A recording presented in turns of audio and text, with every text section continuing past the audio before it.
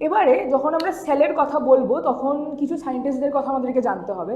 First আসছে Antony von Leeuwenhoek. ইনি হচ্ছে ফার্স্ট যিনি অবজার্ভ করেছিলেন অ্যান্ড ডেসক্রাইব করেছিলেন একটা live cell. Okay, so what he did, একটা লাইভ সেল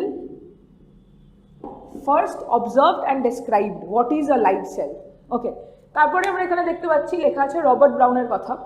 উনি কি করেছিলেন, উনি ফার্স্ট নিউক্লিয়াস অবজার্ভ করেছিলেন অ্যান্ড নিউক্লিয়াস বলে যে একটা অর্গানাল হয় সেটার কথা বলেছিলেন। ওকে, তো nucleus first discovered nucleus and he first discovered live sell.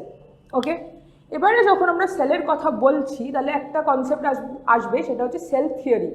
তো cell, what is cell theory, মানে আমরা যেমন এখন ভাবছি যে এই সেলটা কী করে, মানে what is the function of the cell. ঠিক আছে, একটা সেল কোথা থেকে আসে, একটা সেল ডিভাইড করে একটা সেল হয় নাকি মানে কিছু কেমিক্যাল রিয়াকশনস হয়ে একটা সেল ফর্ম করে, হোয়াট ইজ ইটস অরিজিন। ঠিক আছে, তো এই কনসেপ্টসগুলো বা এই কোয়েশ্চেনগুলো অ্যাড্রেস করা হয়েছিল সেল থিওরিতে। এবার